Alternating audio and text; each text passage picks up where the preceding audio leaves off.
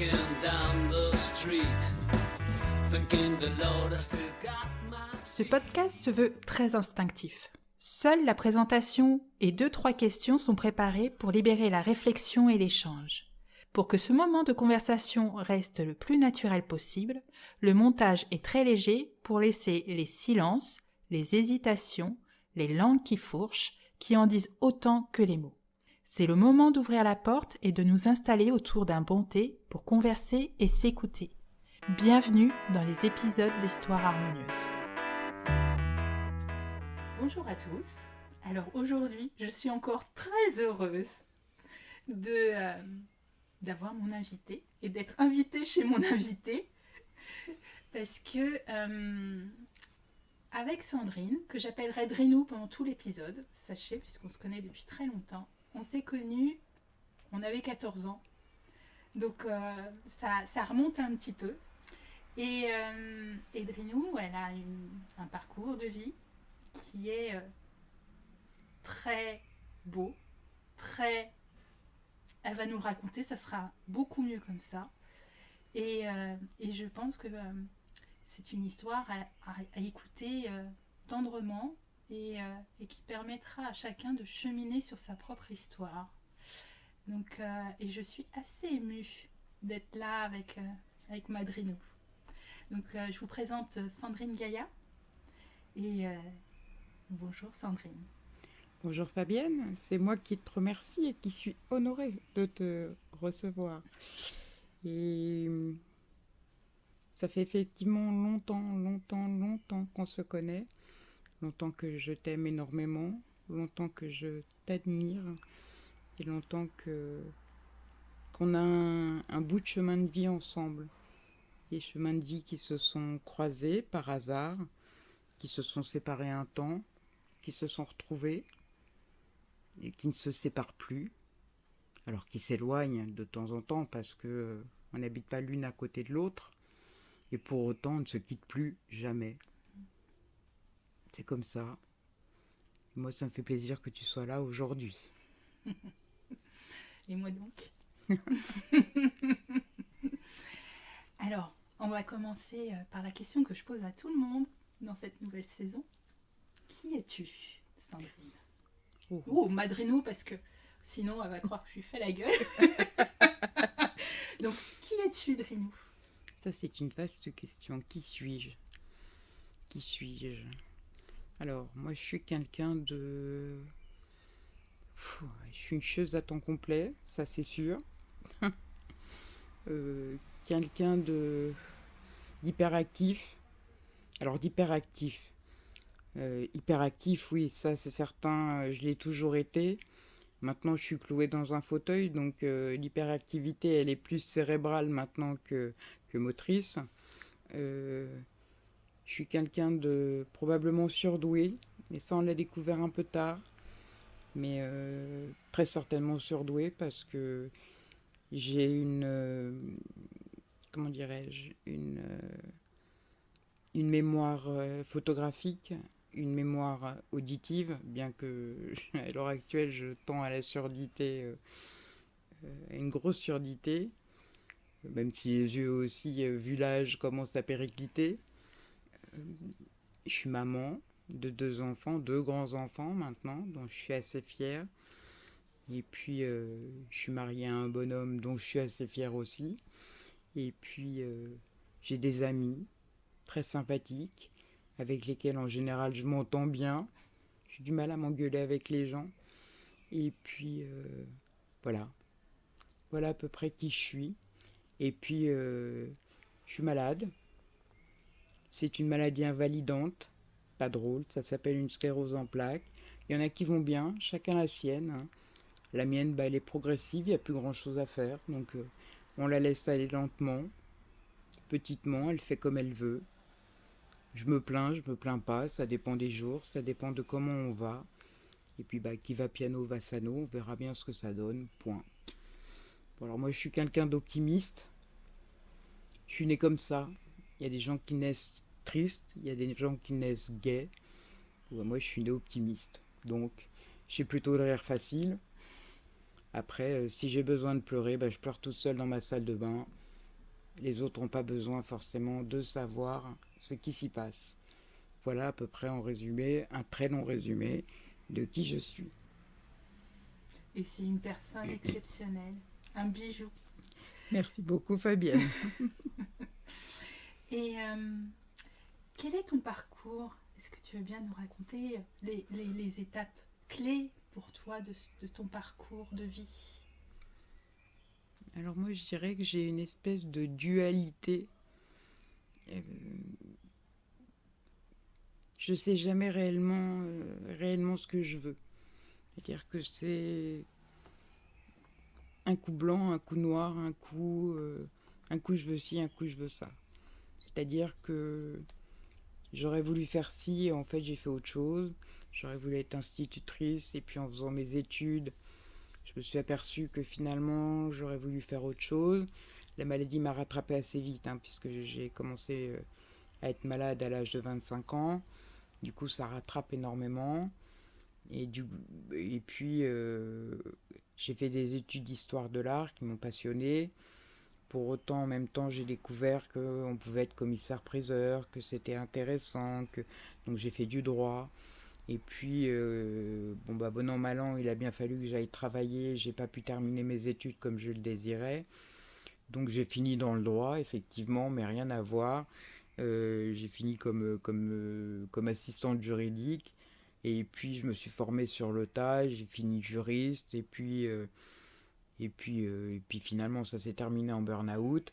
Puis j'étais de plus en plus malade. De toute façon, j'arrivais plus à fournir. Et pourtant, je bossais 40 heures en 4 jours. Enfin bon, je suis assez. Je donne autant que je peux. Mais j'étais fatiguée, usée. Et bon an, mal an, j'ai fini par démissionner. J'ai repris des études de relectrice-correctrice. Et puis là aussi, trouver du travail en fauteuil roulant est bien plus compliqué qu'on ne pourrait l'imaginer. Parce que le fauteuil roulant fait barrage, mine de rien.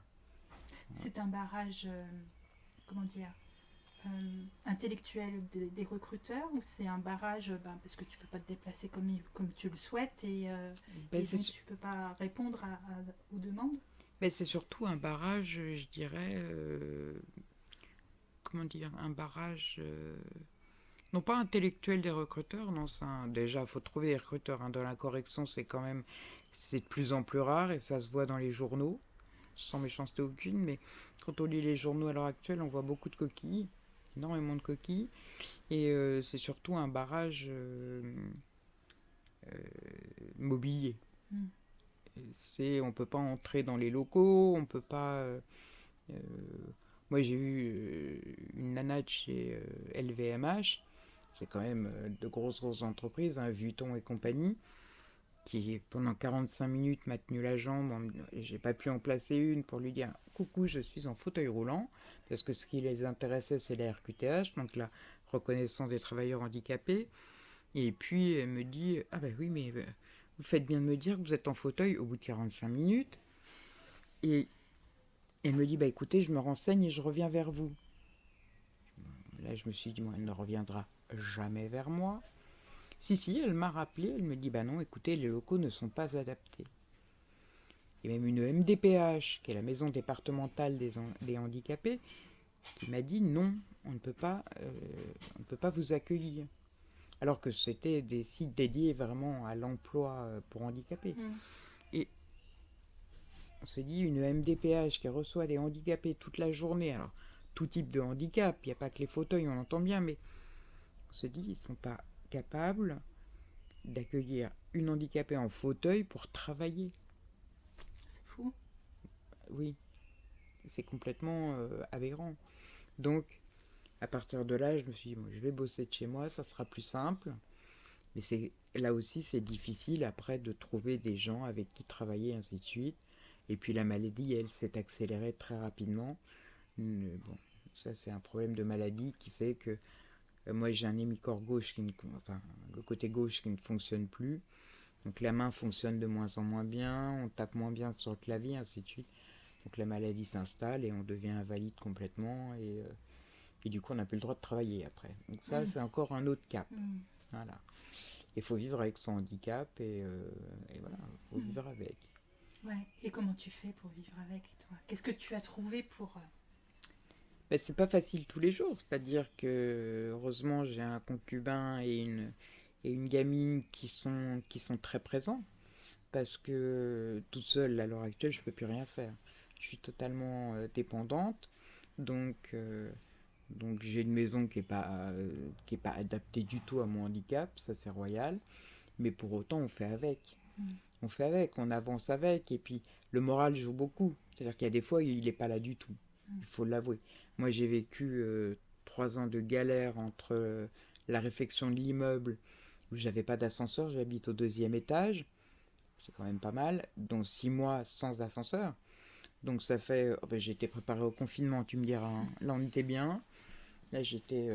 premier confinement, 6 mois. Mais il n'y avait pas de pandémie. Donc on était bien. C'est déjà pesant. Parce que mine de rien, j'ai quand même des activités extérieures. Je suis parent d'élèves, j'avais une association, ainsi de suite. Donc on se dit, bon, bah, je suis cloué chez moi, les gars, je peux rien faire. Hein. Vous passerez moi pendant 6 mois. J'avais des porteurs que je pouvais appeler pour me descendre. Mais là, on est revenu au temps de l'esclavage. Hein. On se dit, bon, bah, on appelle des gens qui vous portent dans l'escalier pour... Mais c'est de 8h à 18h, point. C'est tout. Et pas le week-end. Donc plus de vie. Plus de vie du tout, en fait. Donc c'est assez compliqué. Et on vit dans les marteaux-piqueurs pendant 2 ans. Plus de 2 ans. Donc psychologiquement, c'est... ben là, on finit par péter un plomb. On se dit, c'est la punition extrême. Extrême. On se dit qu'on finit par fatiguer énormément, par s'user. Et ça finit par effectivement une dépression notoire en se disant, je flancherai pas. Bah si, je flanche. Je flanche. Et derrière ça, boum, la pandémie. On se dit, bon, bah ça, c'est fait. Bon, bah je suis rompu à l'exercice du confinement. C'est bon. Mais au moins, le confinement a eu ça de bon. C'est que pendant 2 mois, on n'avait plus de travaux. Oui. Oh. Et il n'y en a qu'une qui a été heureuse du confinement, hein, c'est moi. Ouh, l'optimisme est revenu à une allure. Ouh, l'optimisme, là, c'était... Moi, j'étais heureuse. Plus de bruit, plus d'ascenseur extérieur, plus rien, le chant des oiseaux. Pas un véhicule dans la rue, mais j'étais heureuse, mais d'une force. Je dois être la seule à avoir été heureuse de ce confinement. Moi aussi. Je voyais mes potes en visioconférence, dont ma Fabienne. Genre, mais j'étais heureuse, moi, pas de soucis.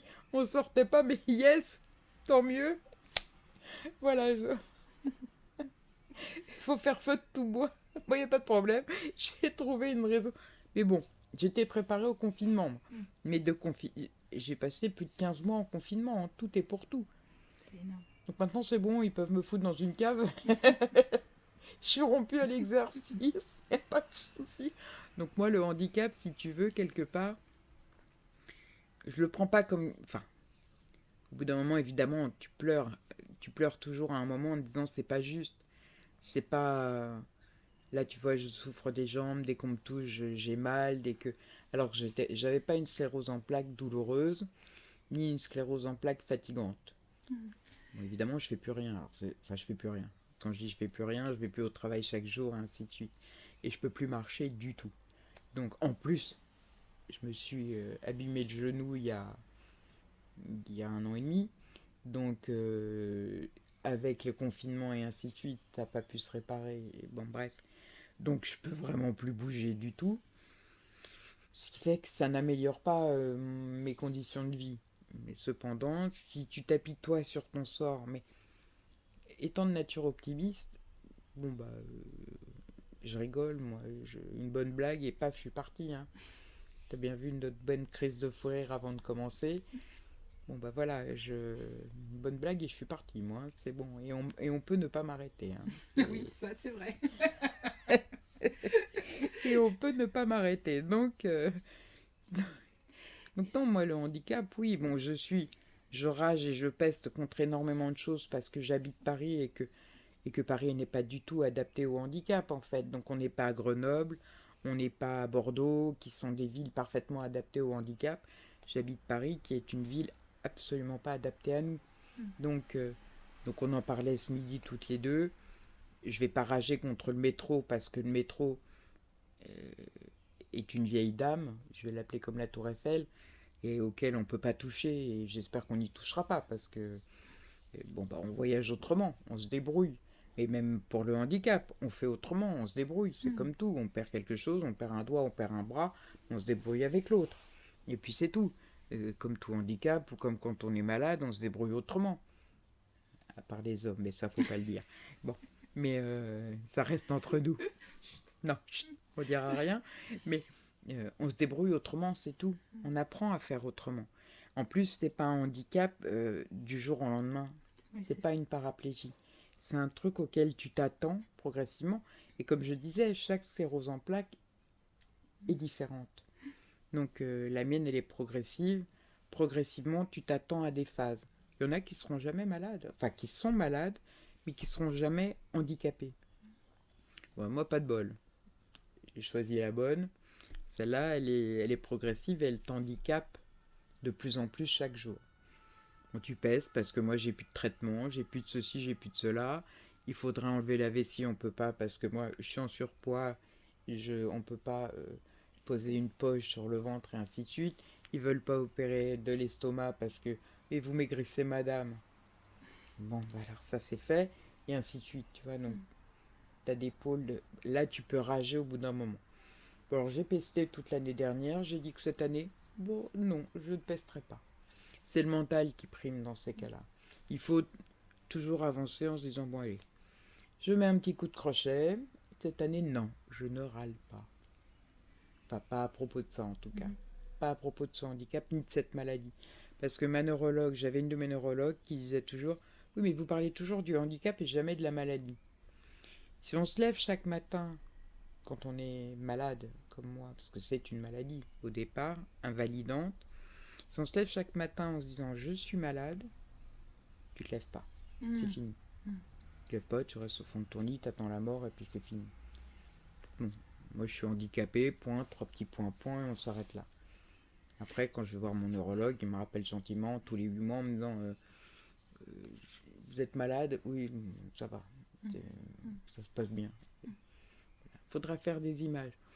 Ouh, oui, passez dans le tunnel, là, on verra ça l'année prochaine. Next. Donc, j'aime pas l'IRM, donc next, on passera à autre chose. Et voilà. Et Alors, déjà, je voudrais que tu rappelles ce que c'est la sclérose aux plaques aussi. Certaines personnes ne savent pas ce que c'est comme maladie. Et déjà, réponds, puis je te poserai la deuxième question après. Alors, la sclérose en plaques, c'est une maladie qui atteint la gaine de myéline, qui se trouve dans la moelle épinière.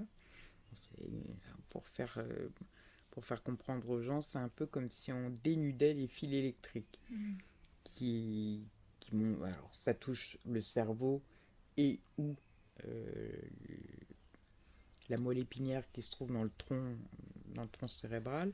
Alors comme m'avait dit d'ailleurs un jeune interne un jour, alors que j'allais pas bien du tout, mais quel bol, vous n'avez pas le cerveau d'atteint.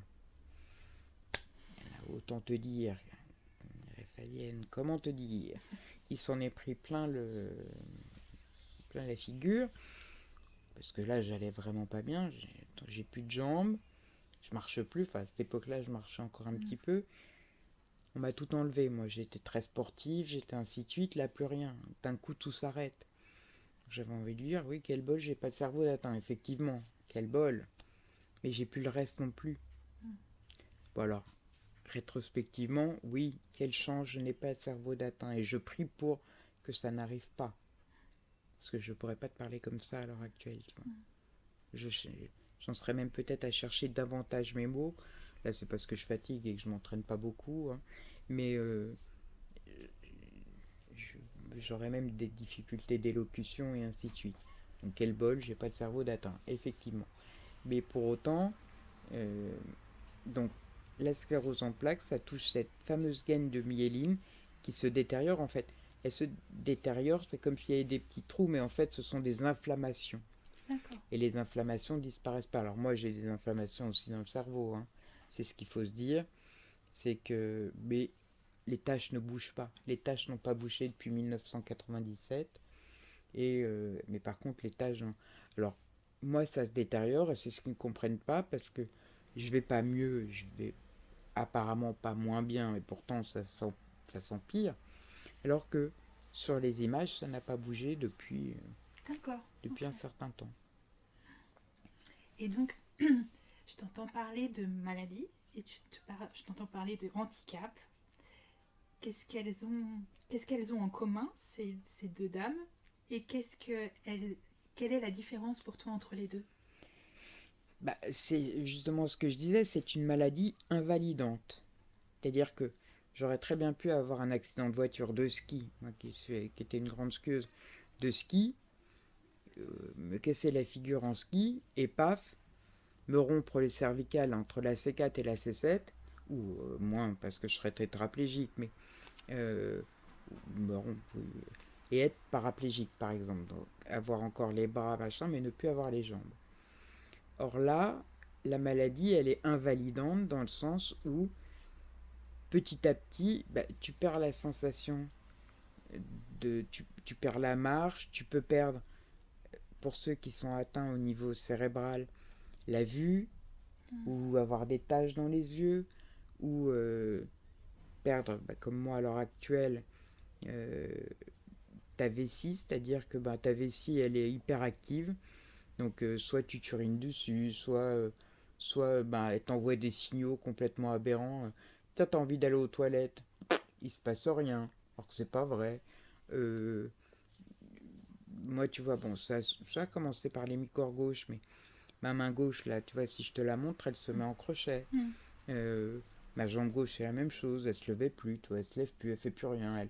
Et pour autant, par rapport à un paraplégique, euh, j'ai des douleurs, je sens mes jambes, je les sens Ah, très bien. t'as les douleurs. Tu vois, Mm. là, mon pied, je le déplace vers toi. Bon, les gens ne le voient pas, excusez-nous, hein.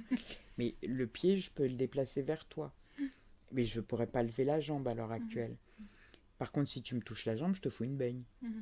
Hein. C'est dit comme c'est dit. Mais enfin, si tu me donnais une claque sur la jambe, je t'en décolle une, mais je te dis pas.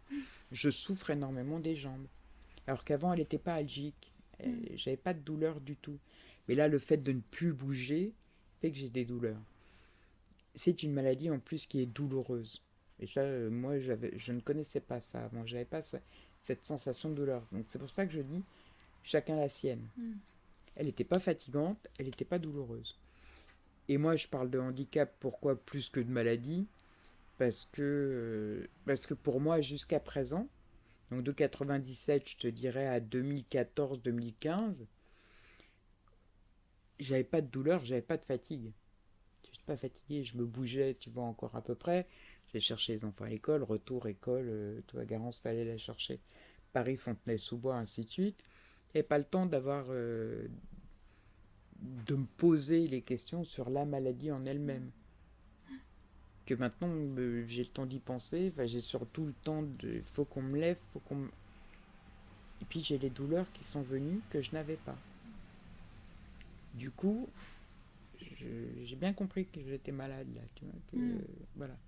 Puis je me trimballe d'hôpitaux en hôpitaux, parce qu'à Paris, on n'a pas un pôle pour la sclérose en plaques, mais plusieurs pôles.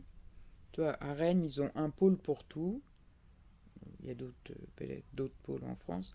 Et à Paris, non. C'est un coup, t'es à la Pitié, un coup, t'es à Saint-Antoine, un coup, t'es à Thonon, un coup, t'es à machin, un coup, t'es à la... Tu vois, donc, tu te trimbales partout, c'est épuisant. Pour un malade, c'est épuisant. Donc là, tu te dis, je suis vraiment malade, quoi. Alors, je préfère me dire que je suis handicapé, je mets le cul dans mon fauteuil et hop, hop, hop, voilà, je suis handicapé. Bonjour les gars. Eux, ils savent pas forcément ce que c'est. Bon, tu t'es tapé une bagnole, t'es tombé de ton cheval, tu t'es pris un ski en travers, enfin bon, peu importe, que de me dire je suis malade, tu vois. J'aime pas cette, cette sensation de pitié quand tu dis je suis malade, les gens te regardent. Tu vois, quand je suis allée aux États-Unis, les gens n'ont pas de pitié pour toi, ils ont de la compassion. En France, tout de suite, c'est de la pitié qui se dégage. Ou alors ils s'en foutent royalement, ça c'est français aussi. Ou alors tout de suite c'est de la pitié. Oh ma pauvre, oh là là. Non. Aux États-Unis, ils ont de la compassion, point, 3 petits points, bon, c'est fait. Ou bah t'es en fauteuil, ok, bon, au pire. Même pas, ils te laisseront pas passer, tu fais la queue comme tout le monde et point. Bon, sauf pour entrer dans les musées, t'as le coup de fil, mais en France, non, tout de suite, c'est de la pitié. Tu vois, on te regarde, oh, mon pauvre. Et pendant toutes ces années où tu as été, où tu t'es vu dégradé, est-ce que tu as vu le regard des gens changer sur toi? Non, je crois pas. Non. Je crois pas. Enfin, parmi mes amis, je pense pas. Je pense pas. Je pense pas. Je pense qu'ils ont intégré la maladie, le fait que ce soit pénible pour eux comme pour moi. C'est un truc. C'est pénible. Je pense que ça peut être pénible des fois parce que c'est une logistique pour tout le monde à chaque fois. C'est. Il y a Drino qui vient. Alors attends, pousse les chaises. Pousse machin, il faut entrer le fauteuil. Est-ce que ça va passer ou... Je sais pas comment ils pensent, mais je pense que que ce soit chez toi ou chez n'importe qui d'autre, ça va pas changer le. Bon, c'est chiant, c'est comme ça, c'est bon. Enfin, je vais te dire pour moi, je pense même pas que c'est chiant. Moi, ce qui m'intéresse, c'est que Drino vienne à la maison. Voilà, ça n'a pas changé le regard des gens, je ne pense pas. Non. Je suis une emmerdeuse à temps complet. Si on a envie de me dire tu nous emmerdes, je pense que les gens ne gêneront pas, quoi. Non. Donc non. Je dirais que la maladie, non. Bon, les gens me demandent comment je vais. Oui, bon, bah voilà. Il y en a qui me demandent même pas, d'ailleurs. Qui vont... comme moi, je suis plutôt solaire. Enfin, c'est ce que je pense. Les gens vont plutôt venir se plaindre. Et là, j'en ai qui me l'ont fait ces 2 dernières années, ou l'année dernière, voire cette année, parce que eux n'allaient pas bien. Et au bout d'un moment, j'ai envie de leur dire, les gars, demandez-moi comment je vais quand même. Ouh, moi aussi, ça peut ne pas aller. Les gars, pensez à moi, demandez-moi comment je vais, moi. Les gars, demandez-moi comment je vais, moi. Pas comment vont... Voilà, parce que moi, vos petits problèmes, là, vos petits malheurs et vos petits trucs, c'est mignon 5 minutes, mais je suis pas psy, enfin, en tout cas, pas complètement. J'aurais aimé aussi. Moi, je suis pluritâche, hein, j'aurais aimé faire beaucoup de choses. Et là, commencer par me demander si je vais bien, c'est même pas... la question n'a même pas été posée. On n'a même pas pensé une demi-seconde à me demander si j'allais bien.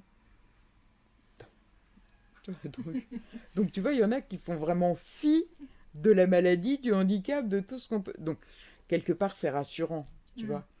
Mais au bout d'un moment, tu te dis, oui, enfin, c'est rassurant, enfin, j'aimerais aussi qu'on me pose la question. Je me fous de savoir de la maladie, du handicap, hein, on s'entend bien. Et au bout d'un moment, tu te dis, posez-moi quand même la question de savoir si je vais bien. Au-delà de la maladie, du handicap. Je commence par voir les gens, je leur demande, la première chose, c'est comment ça va. Mais je pose un comment ça va, c'est quand je dis ça va, c'est vraiment j'attends une réponse. Oui, non, peut-être. Tu vois, entre les deux. C'est pas le salut, ça va, allez, je me casse, tu vois. Jamais.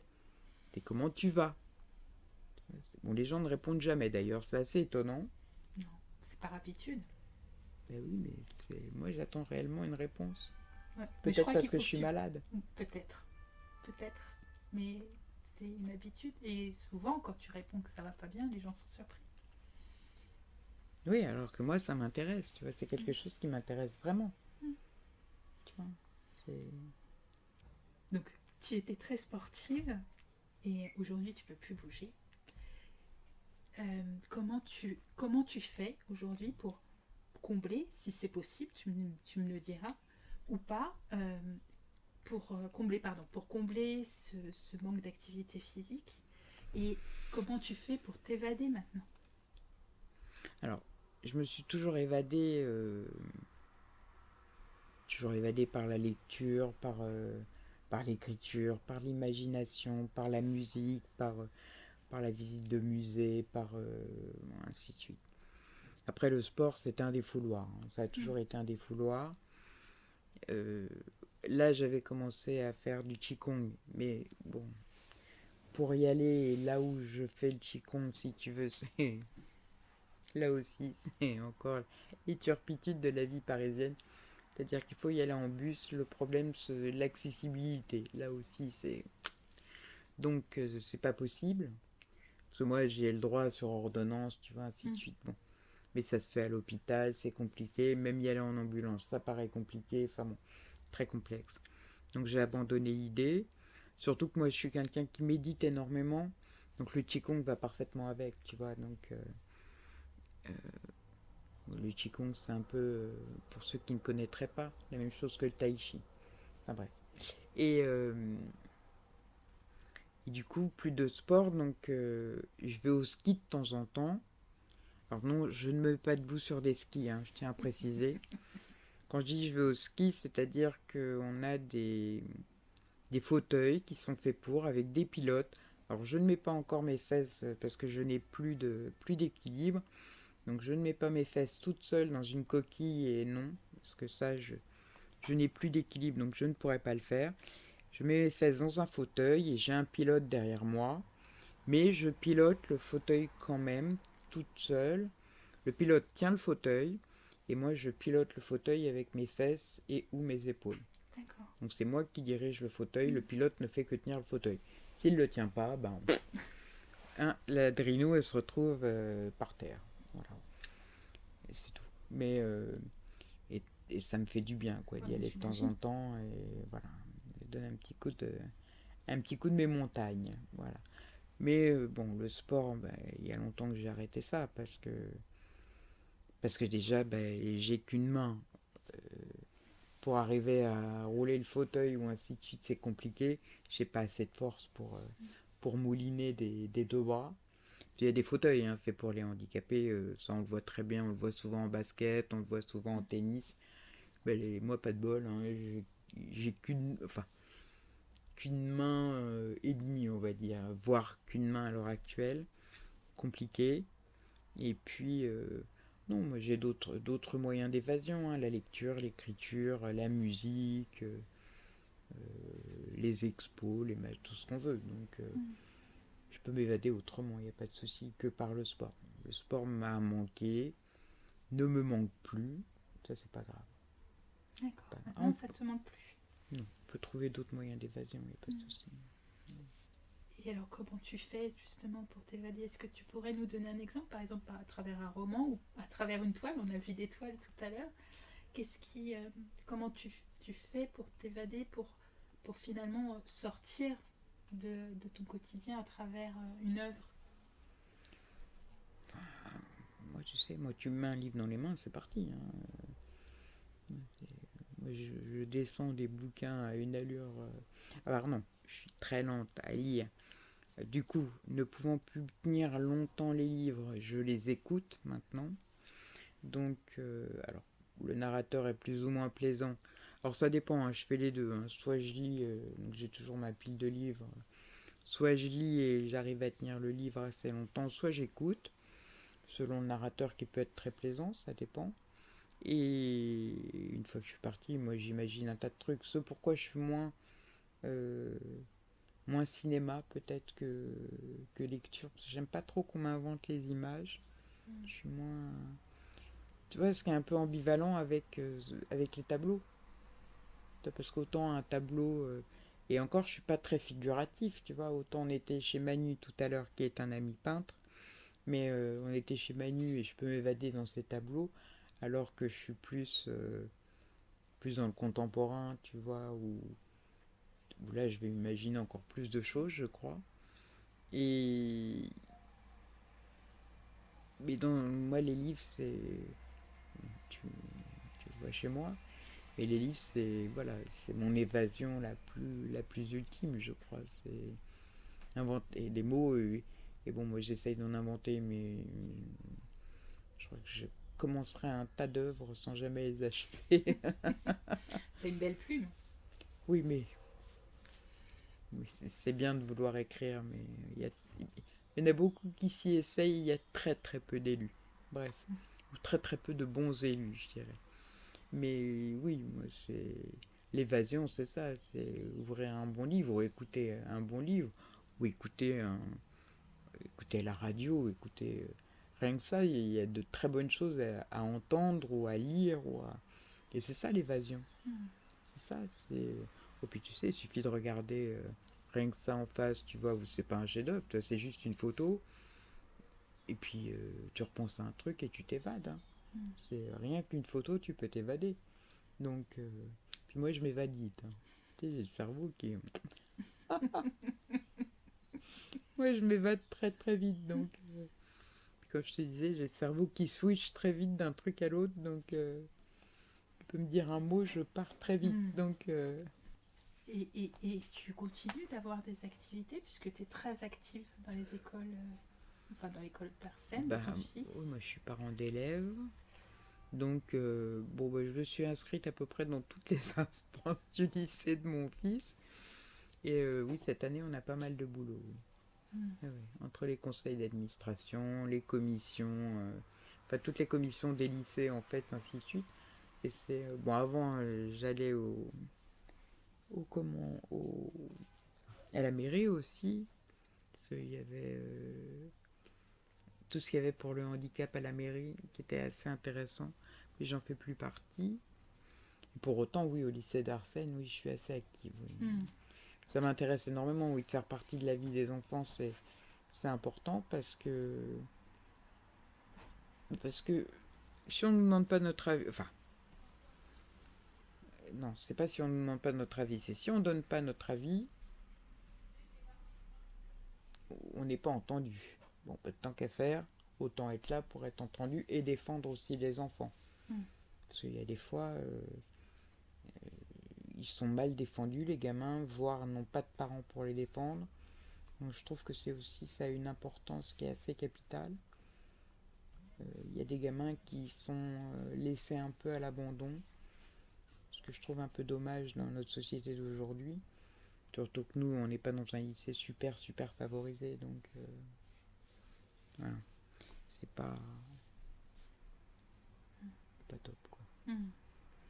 Et du coup, cette activité-là, ça te permet d'avoir une activité semi-professionnelle à la limite, puisque tu es quand même... Là, elle devient carrément professionnelle. Là, je veux dire que si j'étais rémunérée pour le temps passé à l'école, je serais bien payée, je pense, surtout cette année. Je pense que je serais pas bien payée, non, peut-être pas, mais non, il faut que ça reste non payé. Non, je pense que si tu veux que ça soit équitable entre tous les enfants, il vaut mieux que ça reste non payé. Et non, il faut que ça soit... Non, il faut le faire avec conviction.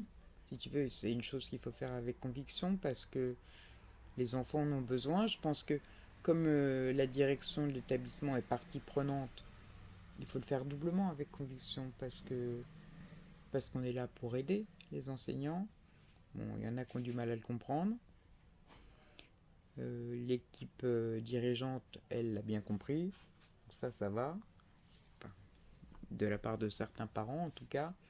Donc, non, c'est important. C'est important. Moi, je le fais depuis que les enfants sont en maternelle. Donc c'est important. Puis on participe à la vie de nos enfants. Donc, c'est important pour eux. Ils sentent aussi... ils sentent qu'on fait partie de leur vie scolaire. Bon. Tant que ça les chatouille pas trop, eux, tu vois, au bout d'un moment. Il y en a qui n'aiment pas.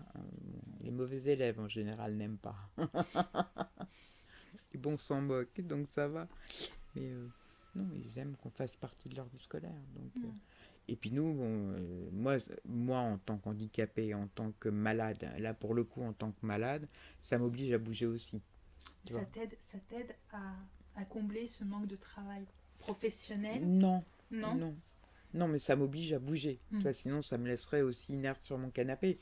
Et ça m'oblige aussi à bouger. Tu vois, ça m'oblige. Et à rencontrer du monde. Oui, alors non. Ça, c'est... Tu vois, je suis pas... Alors, autant je suis quelqu'un qui peut voir énormément de gens, autant je suis... Je sais pas comment le dire. C'est pas que je sois pas sociable. C'est que moi, j'ai besoin de... J'ai toujours travaillé seul. Et je crois que j'ai besoin de cette solitude. Là, pour le coup, autant je suis une grosse bavarde, mais j'ai besoin de cette solitude. Je crois que je suis devenu encore plus, entre guillemets, très entre guillemets, mais je crois que je suis très agoraphobe. J'aime les gens, j'adore rencontrer du monde, j'adore tout ça. Mais une fois que c'est fait, tu vois. Si on peut s'en dégager vite fait, cool. Rentrons à la maison. c'est... Toi, j'adore les gens, je peux passer des moments avec mes amis, aucun souci. Et rencontrer des gens, j'adore ça. Mais si on peut partir vite fait, tant mieux. C'est bien. Tu vois, je suis... Toi, c'est toujours cette ambivalence, voilà, c'est un côté j'adore et de l'autre côté c'est rentrons. Et pourtant je suis pas casanière. Je suis pas quelqu'un qui restera à la maison. Je peux sortir, je sors, il n'y a pas de problème, mais un petit peu ça va, trop c'est trop.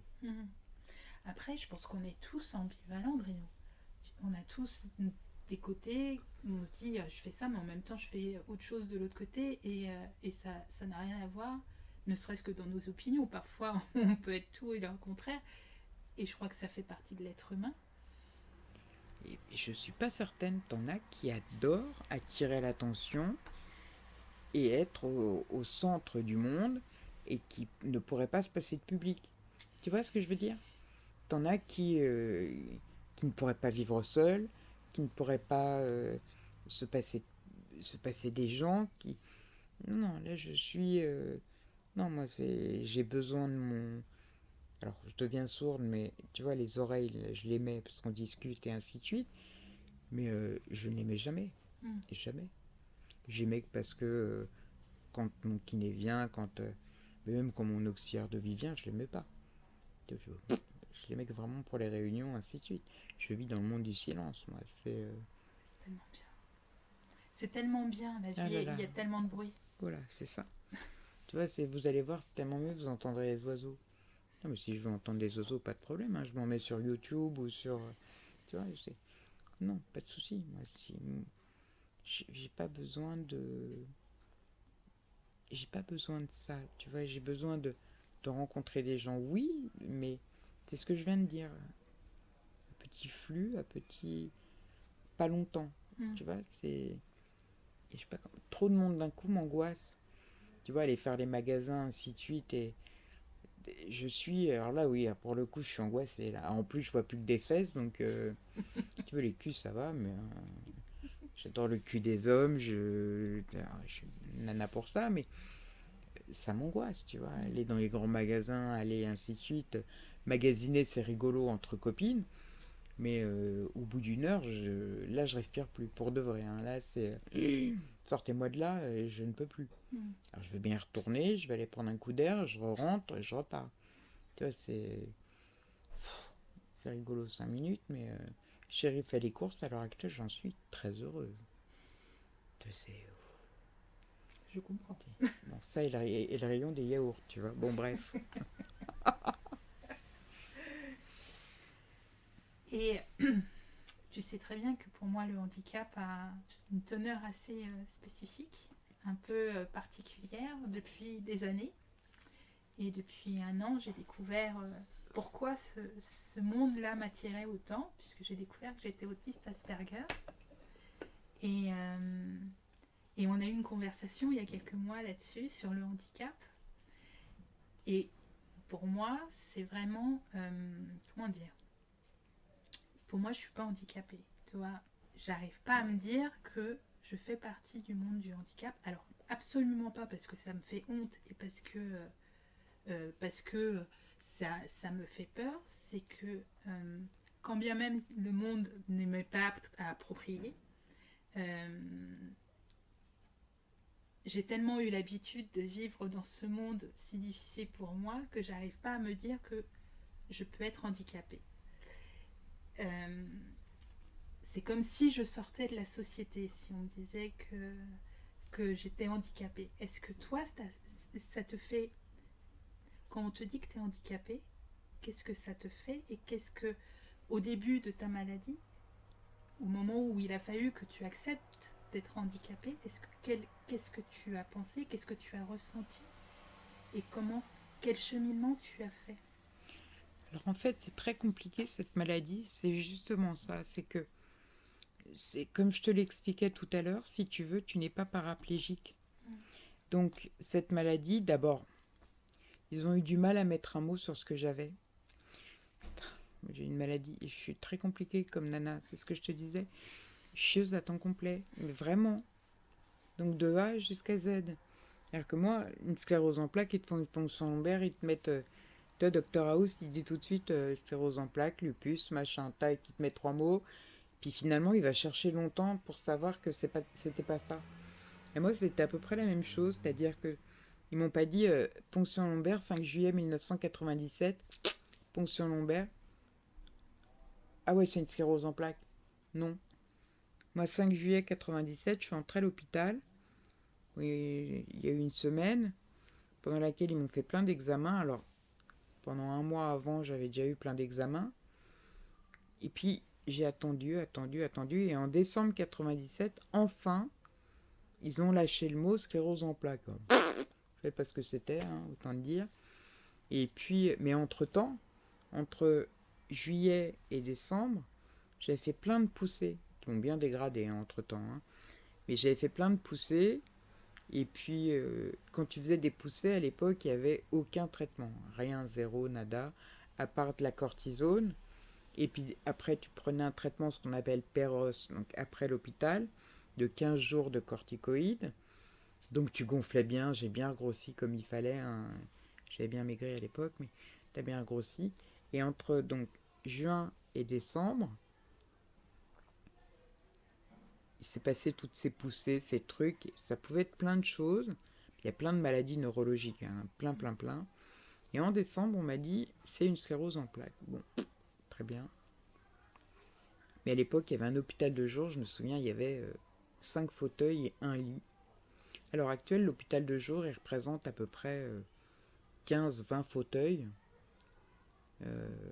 Voilà. Et il va se réduire à peau de chagrin petit à petit parce que ce sont des traitements où les gens vont tous les mois et leur truc est stabilisé à peu de choses près, quoi. Il y a très peu de progressives à l'heure actuelle, ou alors des vieux comme moi, et ainsi de suite. Bon.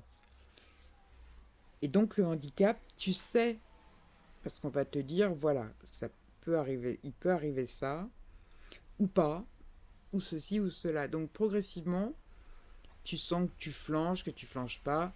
Là, tu sens que tu marches moins bien, donc tu vas prendre une canne, mais une petite cure de solimédrol de 5 jours, puis tu vas péter la forme. Alors, tu vas péter la forme, parce que les corticoïdes, au début, pire, c'est pire qu'une Formule 1. Tu grimpes au rideau, et ainsi de suite. Mais tu sais, tu connais peu ou prou les étapes. C'est pas, tu as eu un accident de voiture, ta moelle épinière est sectionnée, c'est fini, tu marcheras plus jamais.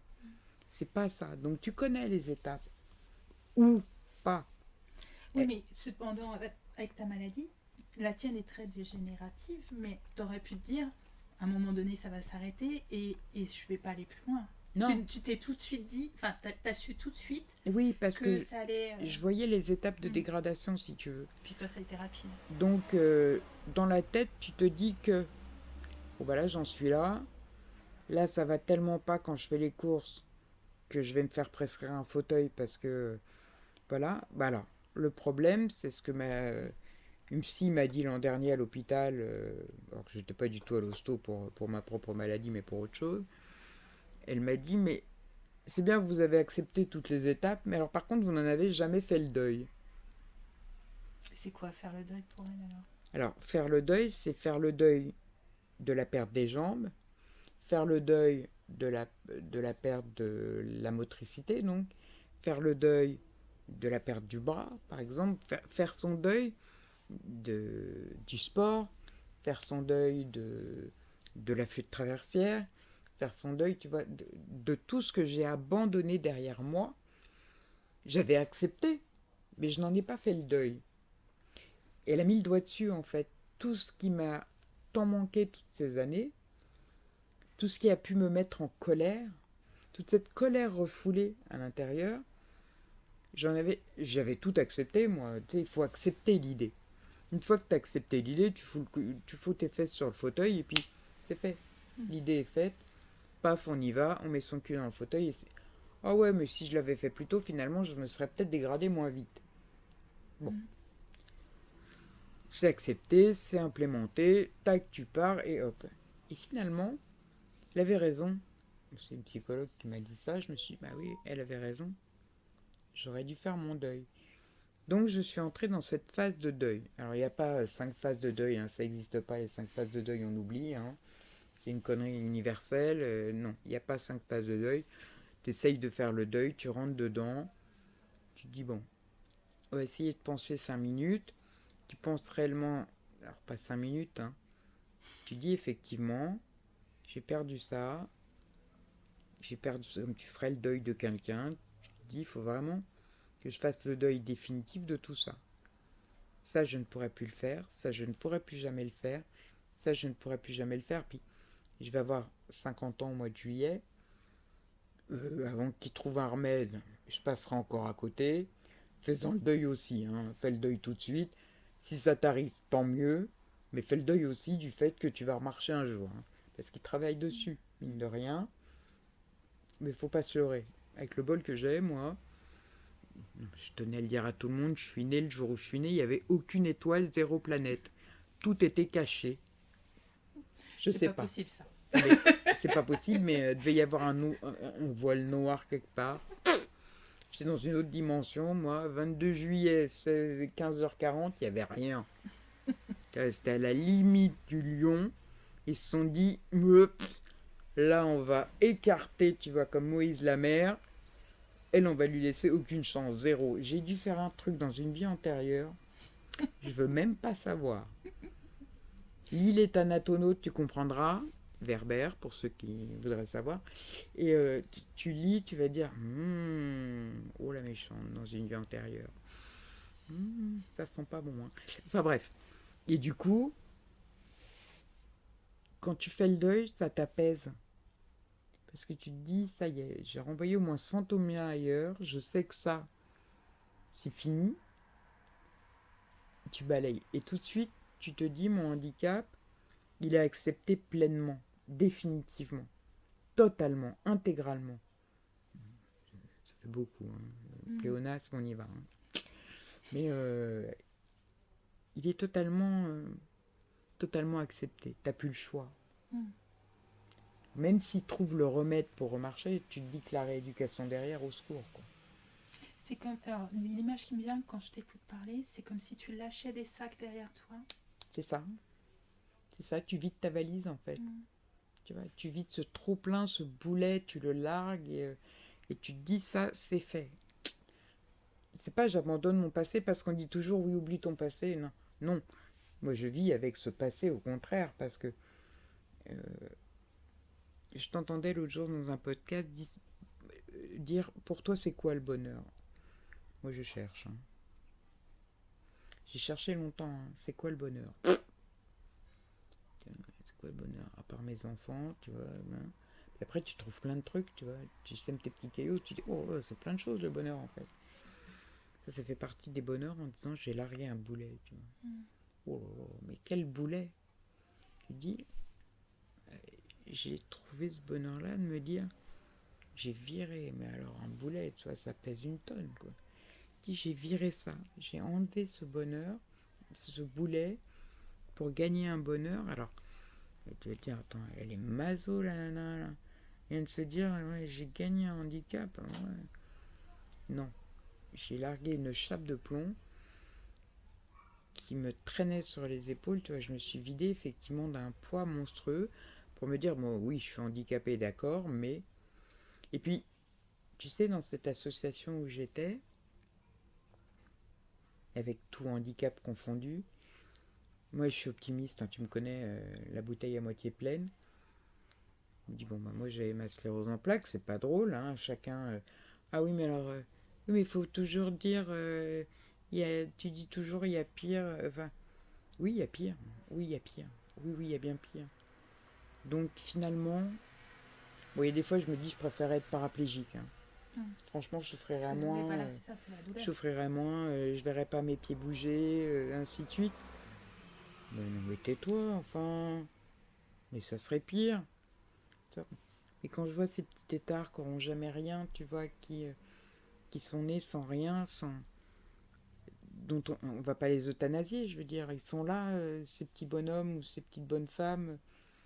Je me dis, donc je me tais, tu vois, j'ai pas envie de me plaindre et d'entendre les gens se plaindre comme je les entendais se plaindre à l'hôpital en disant Je vais travailler parce que je suis fatiguée, machin. Mais ça me fatigue, tu vois, à un point où j'ai envie de dire, mais bats-toi un peu, il y a autre chose dans la vie, je sais pas. Regarde dehors, il fait beau, il y a des oiseaux, des papillons. Je comprends qu'on soit fatigué et en colère de temps en temps, mais mets-toi en colère pour quelque chose de juste. Les Ukrainiens, la Russie, j'en sais rien, moi, je sais pas. Pense à autre chose. Mais arrête de te plaindre tout le temps. Je comprends que tu sois fâché, je comprends. Je comprends que ça soit pas juste. Rien n'est juste dans la vie, rien, rien. Rien, tu pars du principe que rien n'est juste, te lève pas le matin, j'en sais rien, mais c'est mon côté optimiste, j'y peux rien. Et comme as une grande foi, tu es très religieuse, comment tu fais pour être autant croyante et pas en vouloir finalement à ce Dieu qui alors moi je suis pas religieuse donc je peux peut-être pas utiliser les bons mots entre nous. Croire encore à ce Dieu-là avec tout ce qui t'arrive, comment tu fais pour y croire encore? Il y a peut-être quelque chose qui te dit mais lui il y est pour rien ou je sais pas. Ben non, mais lui il est pour rien, lui il est c'est pas lui qui m'a envoyé lui il t'envoie une épreuve limite, c'est surmonte-la, tu vois. Je veux dire, le Christ est mort, il n'y a pas de plus belle chose que de donner sa vie pour ceux qu'on aime. Tout est dit. Je veux dire, Jésus est mort pour nous les hommes. Je veux dire, Dieu a donné son Fils pour nous. Qu'est-ce que tu veux faire après ça? Qu'est-ce que tu veux faire de plus après ça? Alors évidemment, tout le monde va te dire oui, non, mais c'est poussé un peu à l'extrême. Non, c'est juste une image pour te dire oui, t'es malade, Oui, mais je suis catholique, moi. C'est comme ça, c'est ma religion, bon, on m'a inscrit là-dedans. J'aurais très bien pu abandonner ma foi, en prendre une autre, peu importe. Alors, moi, je suis pas musulmane ou je suis pas autre chose. Je suis resté dans ma foi, dans le catholicisme. Point. C'est comme ça parce que je crois en Dieu et ainsi de suite. Et je dis pas que Dieu m'a puni quelque chose ou quoi que ce soit. C'est comme ça. Il m'a mis un pavé sur le parcours, à moi de le dépasser et de me dire, sertant comme d'une force et pas comme d'une faiblesse. Alors il y a des fois, je m'engueule un peu avec lui en disant, écoute, t'aurais pu choisir autre chose ou t'aurais pu... c'est pas juste. Je suis en colère, mais bon, ça m'empêche pas de prier pour, tu vois, ou de prier pour les autres, ou de prier ou de prier tout court d'ailleurs. Et, voir pour moi, tu vois, c'est point. Mais ça n'empêche pas de croire en ma foi, tu vois. C'est pas Dieu il m'a pas puni, si tu veux. Il t'envoie une épreuve, à toi de la dépasser. Voir, c'est pas forcément lui, tu vois. Et on ne nous empêche pas de croire en Satan non plus, tu vois. Le Christ est descendu aux enfers, il est ressuscité des morts. Donc, le troisième jour, il est ressuscité des morts, il est monté aux cieux à la droite du Père. Donc, nous aussi, on croit aux enfers. Tu vois, donc oui, je suis croyante, oui, je crois en la religion, et non, ça m'empêche pas de croire en Dieu. Absolument pas. Et t'as aidé cette foi à surpasser les épreuves? Pas forcément, mais j'en ai parlé avec mon prêtre, avec le curé, lui aussi, il m'a aidé, parce qu'à un moment, oui, j'ai douté, fatalement. Tu doutes à un moment, tu te dis, mais... Alors, comme je te disais, qu'est-ce que j'ai fait dans une vie antérieure? Bon sang, ça n'a rien à voir. Ah non, mais là, je suis pas ressuscité dans le bon corps, tu vois, ça en a fait rire, ça fait rire certains de mes prêtres, mais ça n'a rien à voir, tu vois, limite, ça n'a strictement rien à voir avec la religion, tu vois, rien à voir, mais rien du tout. Non, rien du tout, tu vois. Non, j'en veux à celui qui m'a injecté le vaccin contre l'hépatite B, oui, ça, j'en veux beaucoup, tu vois, Et alors après, par contre, tu vois, c'est ce que je continue à dire, tu vois, parce que là, on a beaucoup parlé du vaccin et ainsi de suite, tu vois. Et là, j'ai envie de te dire ce dont on parlait tout à l'heure, tu vois, je me dis, je ne suis pas du tout anti-vax, pour le coup. Il faut continuer à protéger nos populations. Je lance un cri d'alarme. Il faut continuer à protéger nos populations absolument, parce que si on est aujourd'hui, bon, à part cette foutue pandémie là, on ne sait pas d'où elle vient et on ne saura jamais, mais protégeons nos populations, tu vois. Je veux dire, les gens qui ne vaccinent pas leurs enfants aujourd'hui, et c'est comme ça qu'on a découvert d'ailleurs, au début de la pandémie, dans le lycée d'Arsène, il y avait des cas de coqueluche. De coqueluche. Tous les gamins doivent être vaccinés contre la diphtérie, la coqueluche et la polio. Donc le DT-coq, qu'on connaît tous. On avait des cas de coqueluche. Tu vois, ouais, super, à quand la variole, quoi. Alors qu'on ne vaccine plus contre la variole, tu te dis, on s'emmerde tous à vacciner nos gosses. DT-coq, polio, c'est le plus simple, tu vois, l'enfant Rix. Bon, évidemment, maintenant, on nous en met 11. Bon, celui que je voudrais pas forcément, mais les enfants. Moi, j'ai été vacciné contre l'hépatite B. C'est un déclencheur d'une maladie. Je vais pas aller dire, Kevin ruerait dans les brancards en disant ouais, si, machin. Non, c'est un déclencheur d'un truc que j'avais déjà à l'intérieur de moi. Tu vois, et je suis persuadé que la sclérose en plaques, mon neurologue me tuerait, je suis sûr. Ça s'adresse à des gens qui sont nerveux, hyper nerveux, j'en suis persuadé.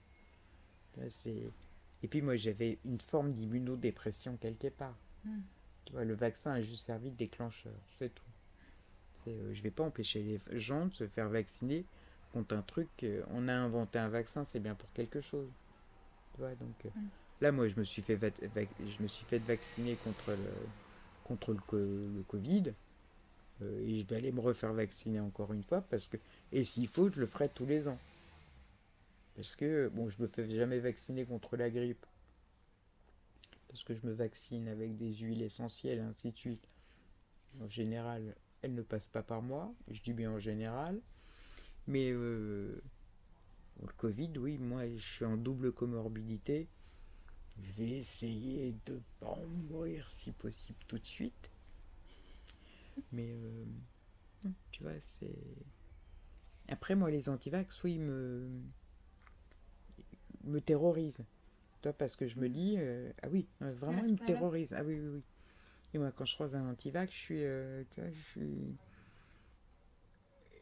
Parce qu'en plus, ils arriveront à me contredire quoi qu'il arrive, et ça va m'agacer beaucoup. Très, très beaucoup. Très, très énormément beaucoup. Tu vois, le panel, tu vois. Beaucoup. Parce que je me dis, c'est... Il y a de quoi contrecarrer certains vaccins contiennent de l'aluminium et des trucs comme ça je déteste aussi, on est tous d'accord. Il y a des moyens de contrecarrer un petit peu en homéopathie, ainsi de suite. Mais là où ce qui m'angoisse, c'est qu'on ne s'est pas enquiquiné à faire des vaccins jusqu'à présent pour aller remettre des... On voit des cas de rougeole à l'heure actuelle. La rougeole, on en crève. Et c'est hyper contagieux. Donc tu vois, aller remettre des rougeoles dans les écoles et ainsi de suite, pour te dire, tu vas crever de la rougeole, ma grande, parce que à côté, il y a des gens qui n'ont pas voulu vacciner leurs gamins. Tu vois, et ça me terrorise. Je dis, pourquoi pas la variole? Alors ça, je crois que là, on serait au sommet de l'iceberg. Je te dis, moi, les cas de coqueluche à l'école, je me suis dit, comment c'est possible, en 2020, attraper la coqueluche, quoi. Je retourne un peu sur le sujet du handicap et du deuil que tu parlais. Est-ce que faire son deuil, c'est pardonner, je ne sais pas qui, mais pardonner en fait d'avoir la maladie ou pardonner cet état qu'on ne maîtrise pas? Est-ce que tu pardonnes à quelqu'un d'être mort quand tu fais ton deuil? Je parle plutôt, peut-être plus par rapport à toi-même.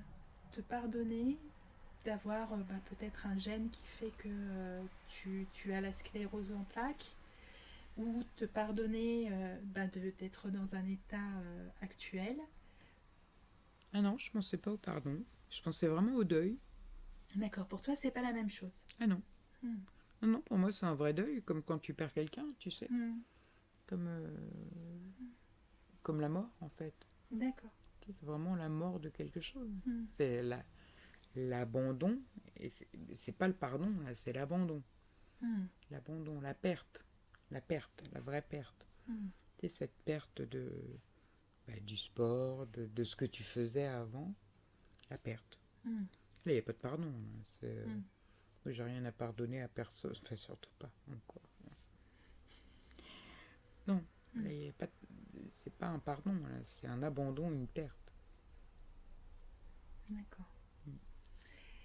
Et alors, du coup, est-ce que tu as la sensation d'entreprendre ta vie aujourd'hui ou pas?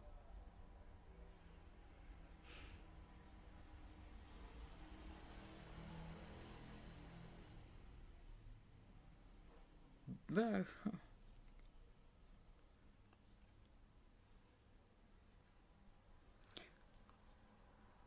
d'une certaine façon, oui. Oui. Oui, parce que je fais absolument ce que je veux, tu vois. Donc, pour le coup, oui, complètement. Complètement. Par rapport à tout ce que j'ai fait avant, et surtout quand je bossais, d'ailleurs. Enfin, quand je bossais, quand j'étais salarié. Ah oui, complètement. Complètement. Complètement. Enfin, je dirais oui, complètement. Complètement, parce que je peux pas toujours faire ce que je veux quand je veux, parce qu'il y a des fois, je suis complètement dépendante. Mais quand je suis là, les fesses dans mon fauteuil, oui, absolument. Enfin, les fesses dans mon canapé, oui, absolument. Absolument. J'entreprends pour absolument. Et finalement, entreprendre, c'est pas forcément faire. Oui, mais entreprendre, c'est. Comment dirais-je? J'avais le mot en tête.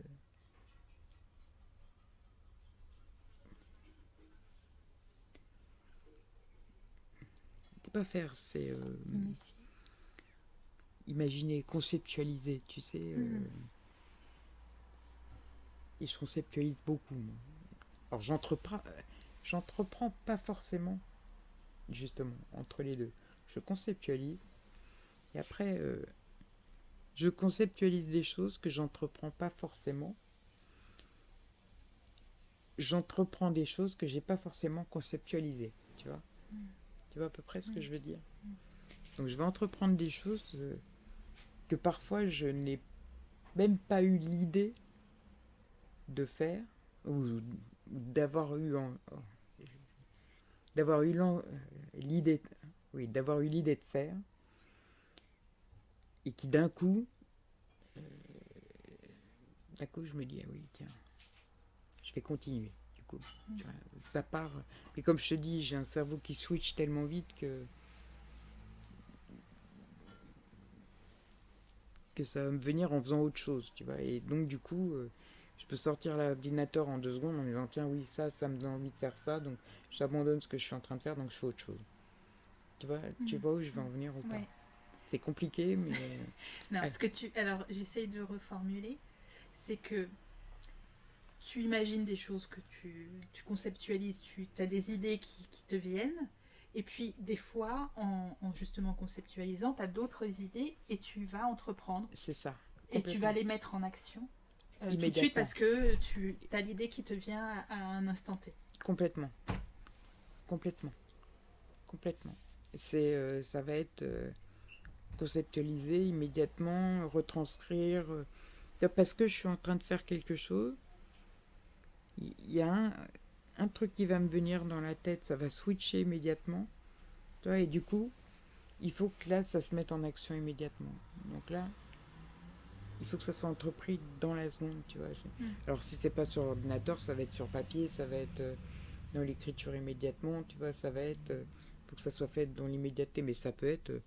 de nuit, ça va être sur mon portable, tu vois. En plus, je suis un peu insomniaque, donc ça va être choper mon portable qui évidemment est celui où il va être éteint, tu vois, donc ça t'agace, tu vois, donc tu vas prendre le pauvre stylo couché, tu vois, enfin bon. Mais dans ces cas-là, c'est ça pour moi entreprendre, tu vois, c'est...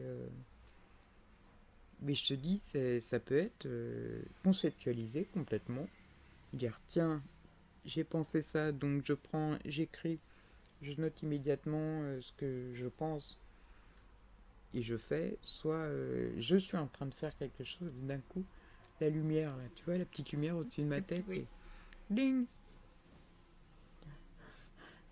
Et du coup, Je vois bien.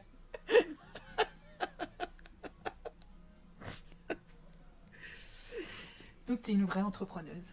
je ne sais pas si je suis une bonne entrepreneuse. Ça y est, elle est partie. J'ai dit que non.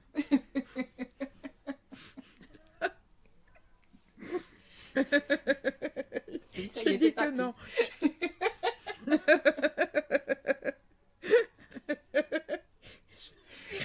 Ouais, je t'ai dit que oui.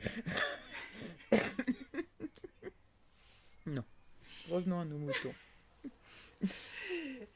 Écoute, et est-ce que du coup, est-ce que tu es heureuse?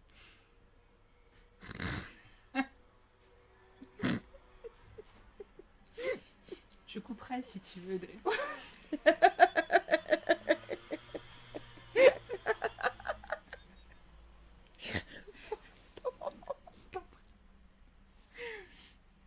Je vois la lumière au-dessus de la tête, c'est bon.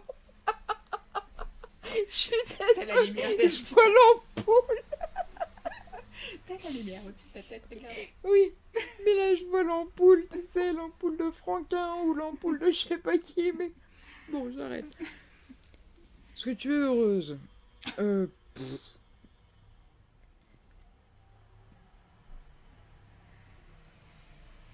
C'est une vaste question, ça, parce que...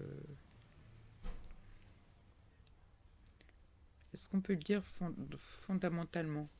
Qu'est-ce que le bonheur? Qu'est-ce que le bonheur?